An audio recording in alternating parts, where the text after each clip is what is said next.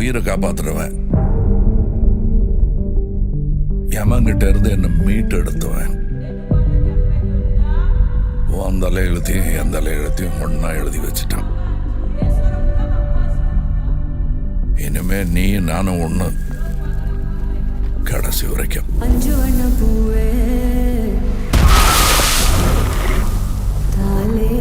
நான் 8 அடி பாஞ்சா நீ 18. 16.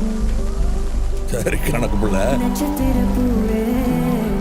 உள்ள இருந்து நான் பாத்துக்கிட்டு இருப்பேன், வெளியே அமரம் பாத்துக்குவான்.